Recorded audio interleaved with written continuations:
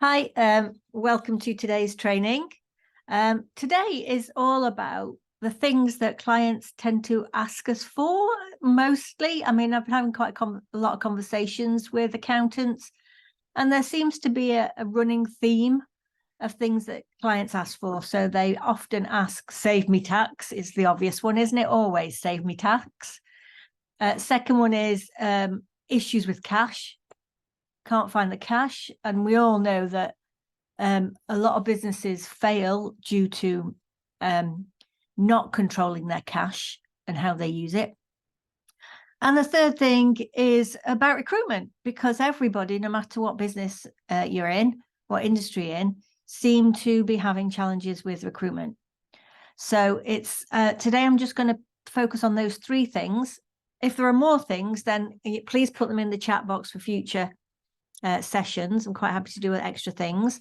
But I thought, well, we'll start with the first one. So the most obvious one is tax planning, isn't it? So I think it's important for us as accountants to be proactive about tax planning. I know that we are, in that we always try and help people save tax, but we're not always clear about what we do for clients and how we can help them. So I wanted just to share, I'm just going to share my screen. There's my desktop. I'm just going to share my screen because I want to take you to System Builder. Of course I am. This is me. I always take you back to System Builder. Okay, so I think really going right back to when we start, okay, and it's really important that when you sign up a client or you agree to do their tax, whatever, that the agreement explains the benefits of you doing things. But also there are some things to just prompt you to do that. So if you just pop into the systems manual and you go into operational, okay, if you just scroll down, you will find a company tax return system. So that's the first one, okay? So if I just click into here, okay, you can see there's a full system here. It's not about how to do the tax return. We've always said we're not about teaching you how to do your job. We're here to think about making sure that the experience for you and your client is the best we can do for now, okay? Easiest, most beneficial.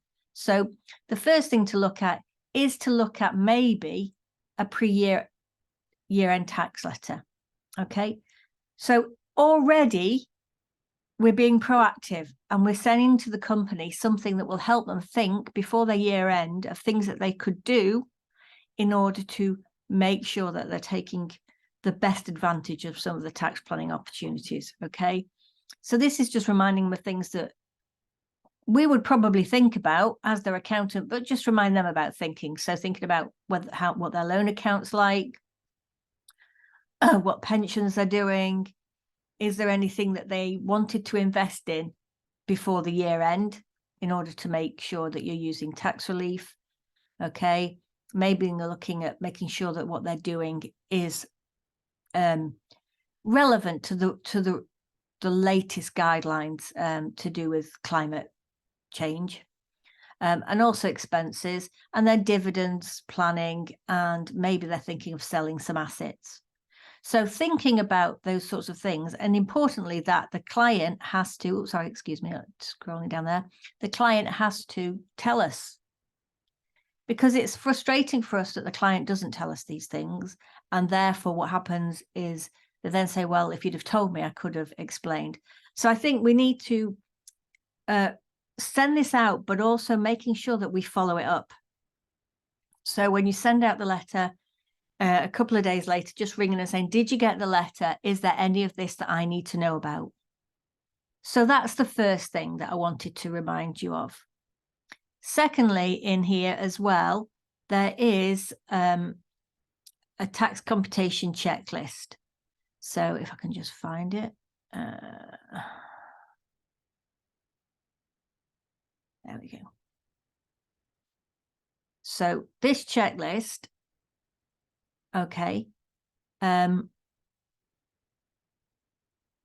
allows you to think about some of the things to do on the company tax return. There is also a resource. I think it's this one. Sorry.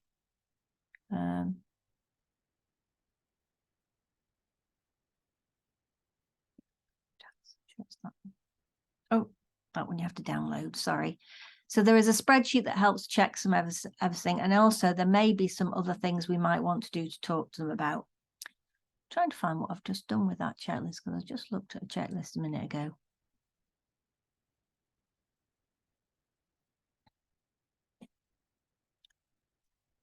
That one. What's that? Okay. So this is the checklist, and it's got some things to think about as well for the team member to look at. Now, the important thing as well is to remember to note when you've taken action on these things, because then we can go back to the client and say, during the calculation of your company tax, these are the things that we looked at, and we can actually make sure that we've done things to look at making sure we've done the very best that we can help them. So there's all sorts of different things in here to look at. Okay, so this is obviously, you need to train your team to remind them that when they are looking at doing the tax, that they are also looking at other things that could help, and that they're making a note of those things, not just doing them, because that's the challenge. Often what we do is we just do them, but that more importantly, we are actually explaining to our clients that we're doing it. So that's the first thing, company tax. Okay. The second thing, if we go back into operational, is further down here, you will find, I think I've just jumped past actually, income tax return system. Okay, self-assessment basically. Okay. And again, we've got some information that we can send out to them, asking them for information before we start. So these are letters, just again, asking them to do some information. Okay. One of the things that this system also has that's really quite useful is having some things that you can do to sort of add value to the tax return. Okay. So one of the things you can use, if I just find it 1 second. You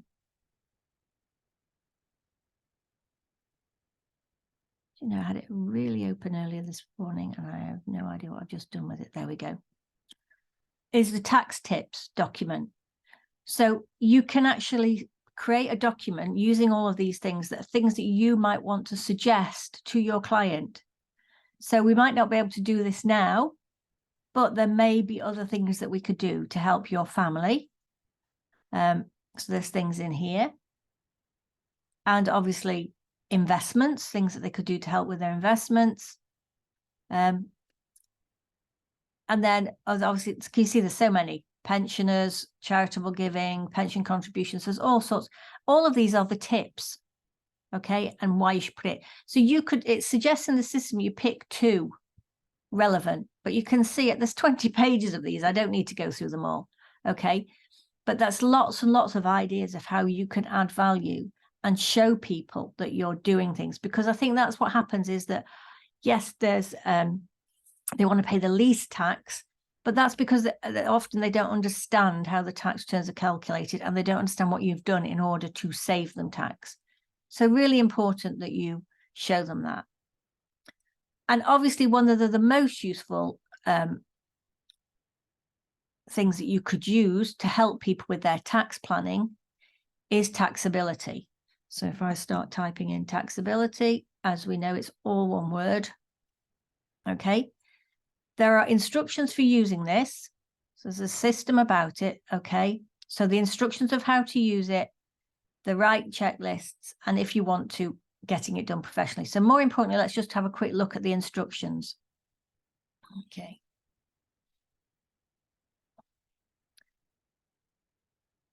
What's important here is that we want to make sure that people are seeing that we're doing whatever we can do to help people. Okay. So we want to send this out. Now, there's letters and all sorts that can go with it. There's all sorts of background information. Okay. Things to do for prospects, all sorts of key information. So this is for you to read in your own time, how you promote it, how you do it. Okay. So there's all sorts of letters in here. Okay. So that's just for you. Now, what's important is actually the taxability checklist itself. And to send it out at a relevant time.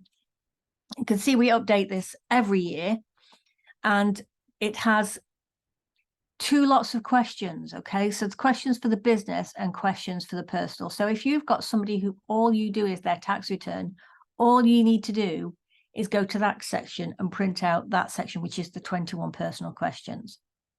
If it's a business and you're going to send it to multiple directors to have a look at, then you might want to send that. If it's a business owner, a small business, then maybe you want to send them the full 74 questions. There's a lot here, okay? And what I suggest is that it gets sent out probably February time, if possible, but it doesn't matter. You can send it any time of the year because it's a reminder, okay? It's a trigger for them to talk to you about things. You will see that there is a huge amount of questions here. So if I'm sending out the full 74, it says spend 25 minutes on it. But if I was given a questionnaire with 74 things in it, I would probably be completely overwhelmed and just put it to one side and never look at it again. So again, lots of ways of encouraging people to look at this. So first of all, say to them, look, I would actually print it out. I mean, there are different ways I'm going to explain later to show this, but I would actually print it out and give it to them and say, right, what I'd like you to do is just for the next few days, when you're watching the telly in the evening and it's the advert break, you know, take that 3 minutes to just fill in, you know, 5 or 6 questions. And there literally are yes, no, not applicable. So you read it, yes, no, not applicable. And if you can do that and give it me back by and agree a date, that would be really great. And that way we're breaking it down into manageable chunks for them to do, because there's nothing worse than them being overwhelmed. Also, each time there is an advert break, they're being reminded of something that you are helping them with tax. And if you make sure that this document is branded, so you can download it and put your logo all over it, preferably on every page, maybe next to the taxability name or whatever, then again, they're constantly seeing these are things you are suggesting that you can help them with.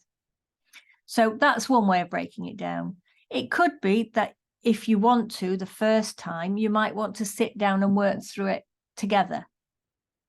Again, that's a hefty chunk of work to do. Even though this is 25 minutes, often that can go off into other conversations.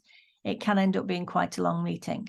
So just being aware that that needs to be thought about. Also, one of the other questions is people said to me, well, I've sent it out last year and I'm sending out this year, and they're going to look at it and it's going to look exactly the same. And that's true. You know, 90%, 95% of the questions will probably be exactly the same. We update it obviously for the updated tax legislation. We may take a few things out, we may add a few things, but it's not easy to see which ones they are. And so it's important to say to your client, if this is the 2nd, 3rd, 4th year running, to say, look, I know you've seen some of these questions before, but everybody's circumstances change. So how you answered it last year may not be relevant this year. So please just take the time to just go through it. And if there's anything particular, you may want to highlight that so that, you know, that you're really clear to do something about it. But it's really important that they don't think, oh, goodness, you've been through all these questions again. And that's why maybe the first time you might sit down with them, the second time you give it to them to complete themselves. Okay. But it's literally a quick scan down. Yes, no, not applicables, as many as they can sort of get done. But sometimes there are things that you might want to highlight because you want to say, okay, have you thought about this? So if you haven't looked at that already, and I've just seen an error on there, I need to change it, then we need to, you know, you need to update, have a look at that and check it. In here, there is an example of somebody who has taken this document and completely changed it. So this was obviously an old edition, but they made it into a really fancy handout.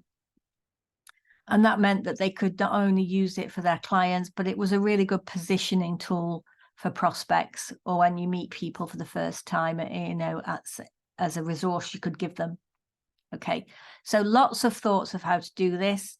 I have had somebody say, well, what about doing it on something like Google Survey or one of these other tools? And that's fine too.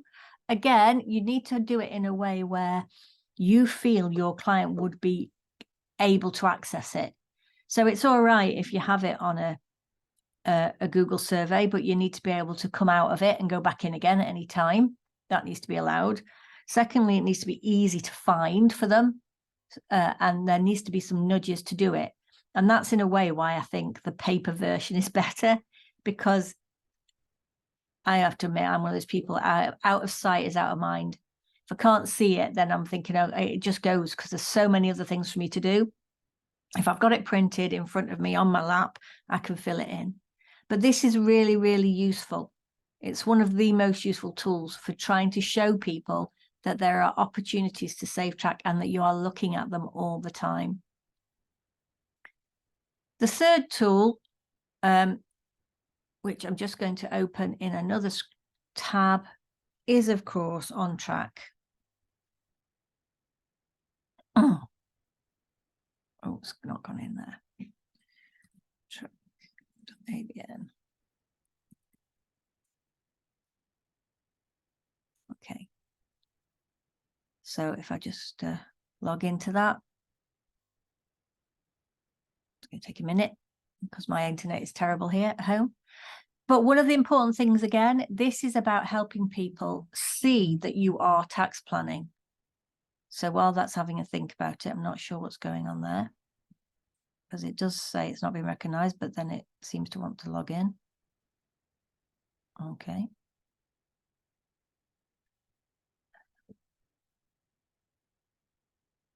It's going on all sorts of things. Anyway, you know about this software. I'm not going to go into it today.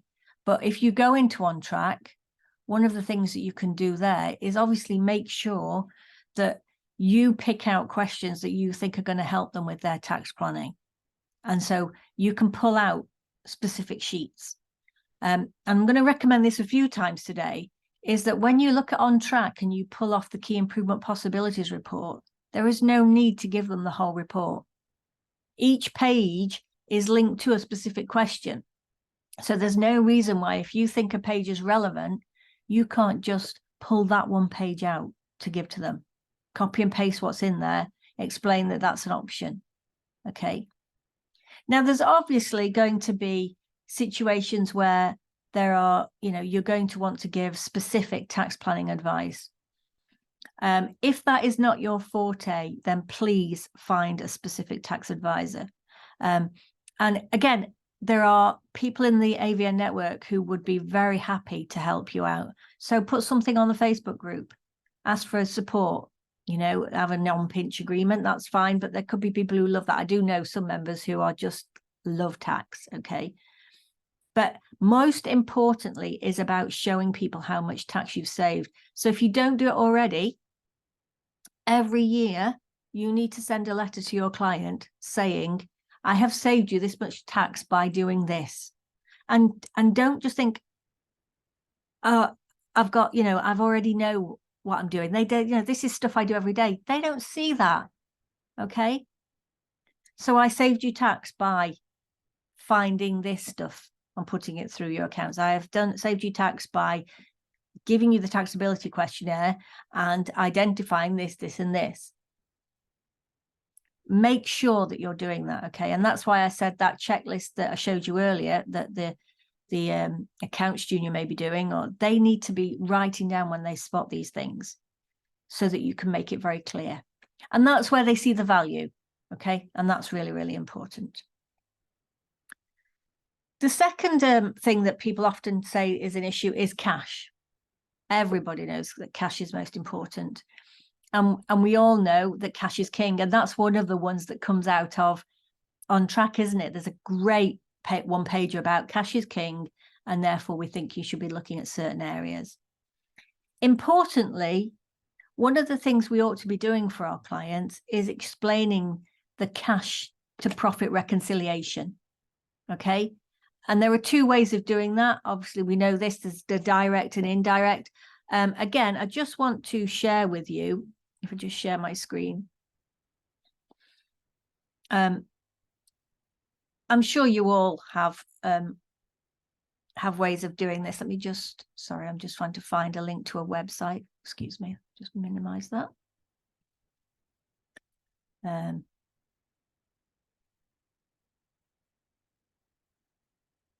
So this is just a simple one that I found. Okay. So this is Insight for Professionals. So this might be something you want to talk to about your team and do some training with. I just thought this was a really nice way of explaining that a cash flow statement is really important, and it might be something that we want to build into our services as an added value thing for our clients. And it talks about the different ways, direct cash flow and indirect. With a lot of our smaller businesses, we'd probably be doing the direct one. With our bigger ones, maybe the indirect. So again, this is something, if you're not used to this idea, I know this is obviously an American website, but it's just as useful, then I think we ought to think about how can we do that to explain to people that there are how they're managing their money. One of the things that I think we're not clear about is we're not direct with them. We don't talk to them and explain to them, they go, oh, well, I'm making a profit, so why don't I have any cash? Well, because you're spending it. I mean, we need to be saying, well, this is your business. Let me show you where some of the numbers have changed. So again, sorry, I'm just going to have to keep sharing my screen. I do apologize, but it keeps coming up that I need to share stuff in System Builder. Okay. So in the knowledge base, there's some great resources on how to interpret the numbers. I think I've just spelled it wrong. Okay. Yeah. How to interpret the numbers. Okay. Including some handouts explaining the numbers behind it. If you haven't looked or listened to this, please, you've got the slides. You can have a look at what it's about. You can listen to an audio recording. This is a BBF, a Business Builder Forum presentation, but there's no reason why you can't look at this and talk to people. But importantly, just explaining to people what are key numbers. So even if I look at, for example, I'm just going to put accounts made easy, I think it's called. Okay. So there are some simple resources in here that just explain some of the numbers. So this is accounts made easy, and it just talks about, this is just a resource for you to edit, but it explains about the numbers and how to explain why these are important, how you work out profit, how you work out your net assets, those sorts of things. Okay, there's whole sorts of stuff in here. So even if you talk about that, but we don't really need to talk about that, do we? We look at our accounts all the time, and we ought to be talking about gross profit. So, if things, even if you're making profits, you should be looking at, has gross profit changed? Looking at debtor days, what's been happening with that? Talking to them about managing stock and what sort of old stock are they holding in place, because that's tying up money. Looking at, what sort of return on investment are they getting for the machinery they've got, for the employees they pay for, all those sorts of things to ensure that productivity is great. Because it's that turnover of work, the turnover of cash, the importance of things. It's asking them about, how are they invoicing? How regularly are they invoicing? How much are they chasing their debts? Things like that. And again, there are lots of resources in System Builder. So again, I'm just going to share my screen and go into System Builder, clear that. Okay, so if I just put in cash, try and put cash in as one word. Okay, there are lots of resources in here about cash and managing cash. Getting paid is a great resource to give people, so helping them think about that.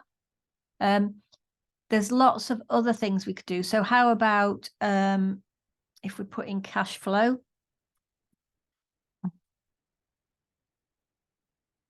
Okay, 31 tools for improving cash flow. This is the resource that might be a great handout. So the improving your cash flow and profits worksheet, okay, this is a lovely resource to sit down and use with clients, where we talk about, how can we work out what happens? So ultimately, where does the cash come from? It comes from our customers. So the only way to get more from our customers is to earn more and get paid quicker. So earning more, is that about pricing? in which case we could use the first section of Simple Stuff That Works if they want, or we could, or is it about getting paid? So it talks about here, we could use the Getting Paid Insider report and its 43-point checklist. There is a BBF, how to get paid on time, in full, every time. Maybe encourage them to sort out direct debits and automated collections. All of these really useful. Obviously, where does cash go? It goes paying on suppliers. So can we use less? Can we pay less for it, or can we pay slower? So looking at how are we using our resources? Are we being careful with our electricity, gas, overheads, all those things? So there's lots of ideas here. Obviously, pay less tax, because that's where some of our money goes. So taxability is a great thing. Where else could we get money from? Cash. Well, there are lots of other people out there. There's lots of negotiators.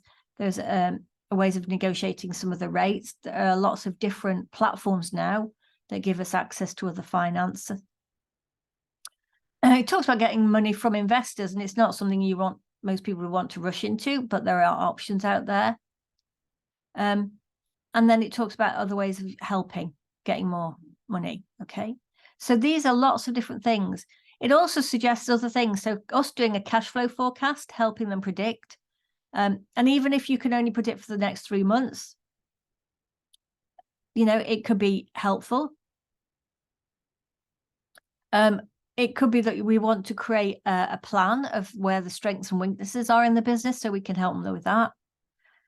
Maybe we need to help them create a one-page plan for themselves for their business to track debtors, for example, invoicing, things like that, and maybe do some personal stuff, personal balance sheet. So that might be, those sort of things might be things we could be looking for. So, as I said, inside of System Builder, there's the insider report on getting paid. There's no reason why. I mean, if you've got in your systems manual, in your finance section, you have a credit control system. Okay, targeting slow payers. There is no reason why you shouldn't share the system with people. And some of the documents, why not? It's going to help. Thinking about that's really important. And there's also a really nice document to do with that, which is about excuses for non-payment. But ultimately, when things are problems with cash, often it's because the business owner has taken too much money out. Has taken cash out of the bank for their own personal needs. And sometimes, therefore, we have to be a bit direct. And we have to say to them, look, there's no cash in the bank because you took it, and you can't. There is when you look at your business, you have to leave a certain amount of money in the business for future trading, for future investment. And so maybe talking to them about their own personal spending. Now, I know that's not going to be something that people want to talk about. Okay. I have to admit that, when my financial advisor comes and speaks to me and he says, right, give me a list of what you spent your money on, I think, oh, why should I tell you? But it does make me question it. And that's the thing. It's got to make you question it. So, and importantly, the most important thing is, what are they going to do about it? Because it's not your problem. As much as we take this on, it's not our problem that they don't have cash. It's theirs. So we need to make sure that when we look at this situation, we go, right, if you've got no cash and your debtors are high, that's your problem. You need to do debt collecting. What's stopping you from doing debt collecting? We all know this. We know this personally, don't we? Most of us don't like asking for money. Well, how important is it that you get some cash in? Right. Ring these 3 people. Ring these 5 people. Negotiate terms with these people. Get these people on direct debit. Whatever it takes, give people help them do a plan. And it's interesting in talking to somebody about this and making sure that you get the balance right, because I think there's some of this stuff that you should be advising them without charging. It should be in our natural conversations, but there's other things that it can lead to which we should be charging for. And I'll talk about that in a little bit. Okay. The third thing people say I'm hearing a lot about is recruitment. So recruitment is a big issue in every business. I mean, it doesn't seem to matter where you are and what you're going on. So there are a few things that I want you to talk to your clients about. First of all, I want them to look at what skills do they already have in the business. It's really easy for people to get pigeonholed. They come in, they start a job, and they're good at their job, and you let them stay there at that job in every business. And you don't look at what their capabilities are. We all know there's that great saying, promote from within. If we can find people who have skill sets or the hunger to learn and become great in other roles, we should help encourage them to move into those better roles within our business. So looking at skills, doing a skills survey with them, or selling them to go and do a skill set. So what are the skills that they need, and actually going through every team member. So if you remember, Shane does a thing about our values, and he had a value grid where he talked about values, and then he ticked our names next to them. Did we adhere to the values? Well, similar thing. You're just going to help them create a little grid that has, right, these are the skill sets we need. Have people got them? Or actually, can you ask people about it? Because we might not know. There are a lot of skills that people have outside of work that they don't think to bring into their job. And so just sitting down and having a conversation with people, finding out, what their passion is outside of work, what the things they do, you may learn stuff. So, if you've got somebody who is running an under-11s football team,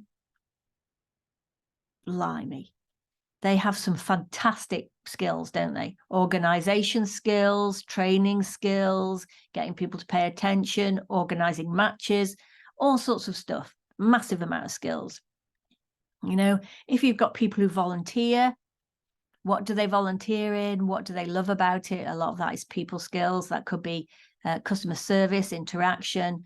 There could be people who take study courses outside, in other things, and you've never known that that's their passion. But when you look at what that is, and you ask them what it is about that they get excited about, that could be a skill that could be relevant. So there's lots of things that skills that people have that they don't think about bringing into work. Anybody who has got children will have good negotiation skills up to a point, but they will have skills in other ways. Thinking outside the box. There are all sorts of things. Persistence could be a good one. Again, persistence, understanding, learning, trying new things. A lot of people do all these things outside of work, and we can bring them in. So think about looking at those skills and not pigeonholing people. And thinking, more about people's attitude. So helping people to just look a little bit into their team, rather than just think, okay, they're employees, I pay them a salary to do a job. Actually talk to them and find out a little bit about them. And again, you have the career development review system in System Builder. I'm not saying that would be suitable for all your clients. Some of that, it might be seriously outside their comfort zone to do that, but it could be a very basic thing where we talk about, what do you love to do outside of work? What skills do you have outside of work? Those sorts of things. We could find it. Also, it's often useful to get people to identify other people's skills. So I may not think I have a certain skill, but somebody else will see me do something and go, oh, Emma can do that. And I would never have thought to put that down as a skill for me. So asking people within the team is really important. And in most cases, focusing on attitude rather than skill. Now, that's not always the case, is it? If you are hiring based on skill, then you need to be thinking about that. Okay.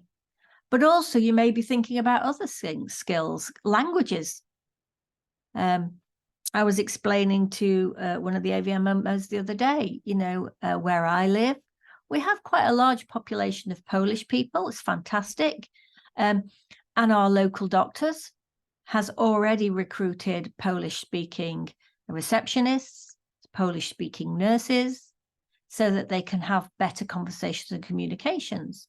I noticed that the pharmacist had now recruited somebody who could speak Polish to give better customer service. So you're thinking about, again, asking your client who their client base is. And actually, are there other skills that would benefit their client base? So maybe thinking about that could be quite useful.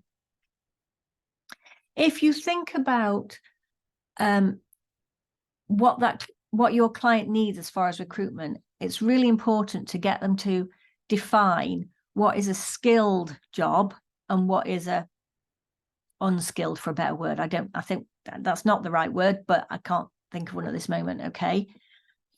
And when you think about the skilled role, getting them to be really clear on what is essential and what is a would like. So if you look at System Builder, and there is a great resource in there called Recruiting for the Future. Okay. Now it's designed for accountants, but again, there is no reason why you can't adapt that for your clients. And actually say, look, what do you really need? What's essential and what would like? Because with the job market being so challenging, recruiting the right people, we have to be a little bit flexible. Okay, so thinking about that, being very clear about offering some extra benefits to those skilled people. A lot of those people with skills, they have a much easier chance of picking a job that they want.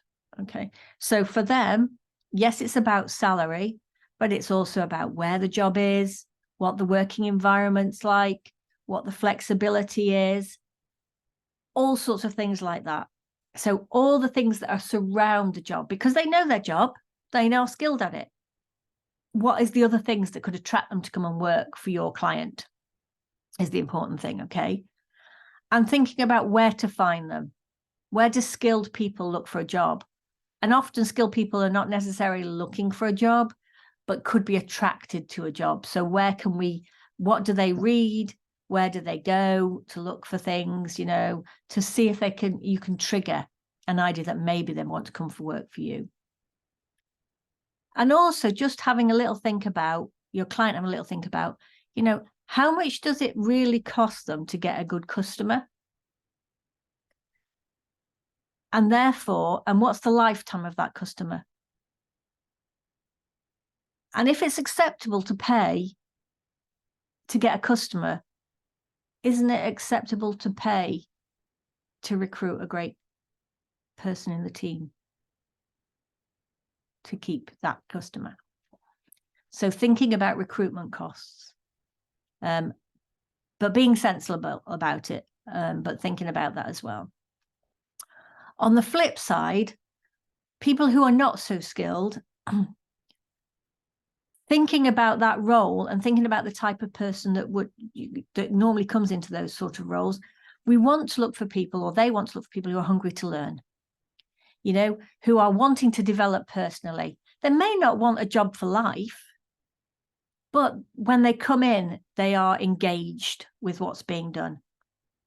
There may be some that do want a career progression. McDonald's was very clever at that.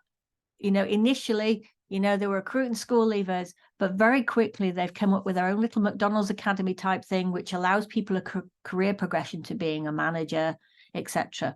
And what they're selling to them is learning the skills that they can apply elsewhere. They don't expect them to live forever in McDonald's.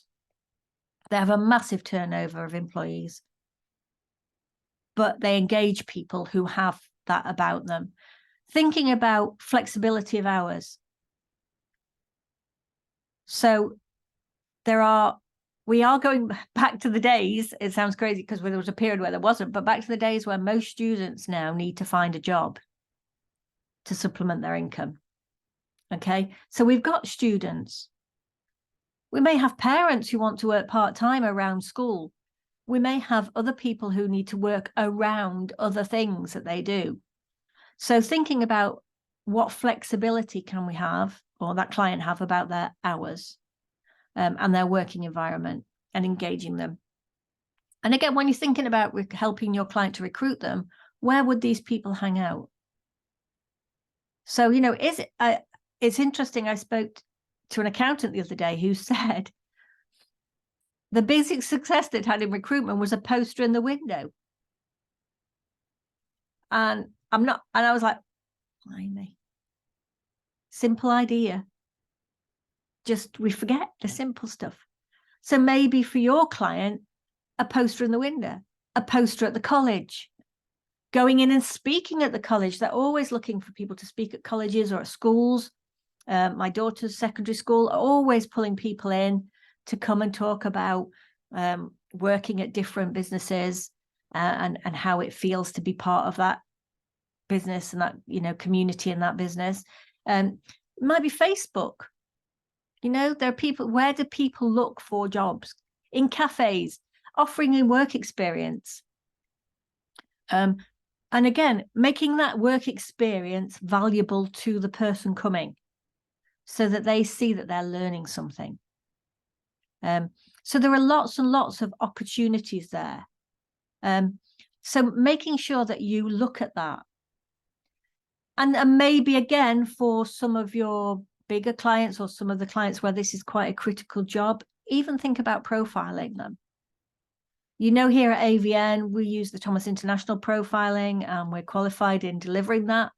But if your client just wants to have some basic stuff, there is free stuff out there. And again, there is a resources system builder that explains profiling and does tell you some free sites to go to, which are basic, very basic stuff, but that could be enough to help them. So when we think about it all, I just want to share a few things that we need to be really clear about. First of all, when a client comes to us for this sort of advice, whether it's save me tax, I need more cash, or I need more employees, whatever else, you need to help them get real clarity about what the real situation is. Okay. It's not in our nature to be direct often with people, but we think in this case we have to, you know. And to be honest, if you're making profits, what's wrong with paying tax? As long as we're getting enough money for the business owner to take what they need out of it. If their focus is purely on, as somebody said to me the other day, I've got a client who is so obsessed about not paying a lot of tax that he just doesn't make his business profitable. Well, that's insane, isn't it? That's not a way to run a business. So we need to help them that. We need to be direct, okay? We need to ask them what action they are going to take, okay? Not us, they are going to take, because it's their problem. How important is it to them? And when are they going to do it by? That's one of the critical things, isn't it? And then let's offer them a resource as a gift. So we could offer them taxability as a gift. Let's do this, and then we could find out some ideas. Maybe we could offer them some tax tips as a gift. Maybe we could offer them the cash flow worksheet as a gift. Maybe we could just offer them a little bit of our recruitment system. Again, there's a whole system of system builder, isn't there? No reason why we can't take things out there of that as a gift to them, to ideas of that. And that's that. And then we can offer to hold them to account or help them keep track of the changes their actions are going to make to their business. So we could offer them board view, monthly or quarterly meetings. Let's keep you on track. We could offer them the one-page plan. Let's look at what are the key performance indicators linked to what we've just talked about. You know, let's put these things on and measure them. You know, right back to the performance measurement improvement system. Let's look at how we can improve these things by measuring them first and taking action on them, and using board view and the one-page plan to help drive the action that makes the change that they want to see. And so to me, those are the really important things. We can help them in lots of ways. Has anybody got any questions? No? Well, I'm conscious I've kept you a little bit over the 45 minutes today.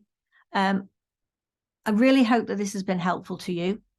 If you do have any questions, or if there's any other area that you feel that you would like us to do some more training on resources to help you solve issues for your clients, then please just email info@avn.co.uk and let me know.